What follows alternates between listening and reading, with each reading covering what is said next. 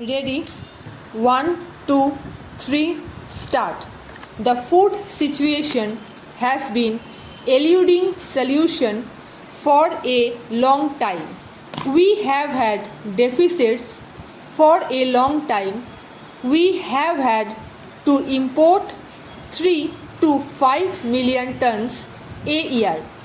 In a country which has about 300 to 320 million acres under crop each year, where 66% of the population at least is engaged in active agriculture. This sharp shortfall should not have been there. It is a challenge to us. It is a challenge to the whole population. It is a challenge as well to Sri Bhupesh Gupta, to the patriotism of his party, to people who say that unnecessarily a scare should not be created, and it is their bounden duty to see that they help in the process of increasing agricultural production, food production. It is a challenge not only to the government, it is a challenge to the people as well. It is a challenge to our intelligence. It is a challenge to the intelligence of the government departments.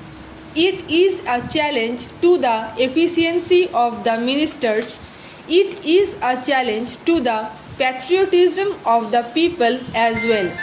We have to accept this challenge. After all, you cannot go on counting imports from foreign countries for a long time.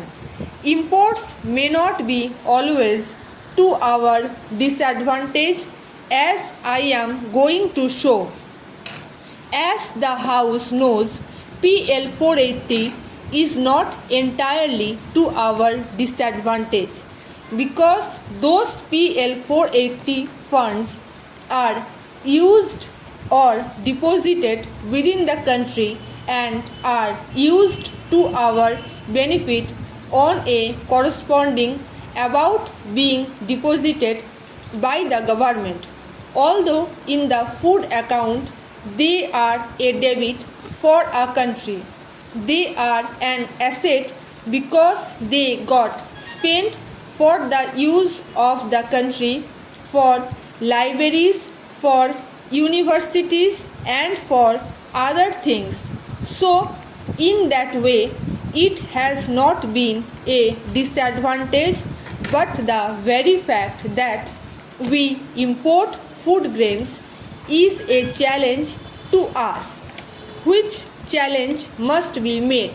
There was in 1989, I think, a Ford Foundation team which went into this. They called it a crisis, a food crisis in India, the Indian food crisis, and they submitted a report. They say that freedom for India does not count much. If there is no freedom for food, if people do not have their food, they do not value their freedom. As the House knows, the Prime Minister sent out a circular to all the states 2 or 3 years ago requesting that the portfolio of agriculture in the state should not be neglected. It should be entrusted to an important minister. I think the National Development Council considered this question and they said that as far as possible the chief minister in the state should be handle the portfolio themselves, and then they have stated a food production board in the cabinet itself at the center, and the National Development Council has decided that an integral production board should be started in each state with the Chief Minister as the chairman and an Agricultural Production Coordination Committee or board should be started in each state with the Chief Secretary as the chairman.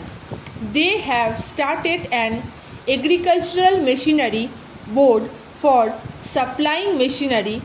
They have taken many steps in addition to the normal measure. The government have been doing their very best in this regard, but with all that has not kept up with the targets in the first 2 or 3 years of the 10th plan, and we doubt very much whether the progress or achievement of the 9th plan could be kept up in the 10th plan as well, unless earnest and vigorous attempts are made. I wish to throw out my own suggestion in this regard. They may not be very pleasant, but I wish to be excused because I am speaking from experience. Madam, the first thing is that so far as the production agency is concerned, its voluntary interest and its enthusiasm must be owned. For instance, in industrial labor relations, we go out of the way to invite labor and give it even participation in the management and to do everything for labor. This is just to see that the industrial relations are good and the industrial output will be increasing day by day. Should we not show some consideration for this producing agency, namely the farmer? Mr. Thomas has shown how agricultural products, even today, these increased prices are not paying to the agriculturist.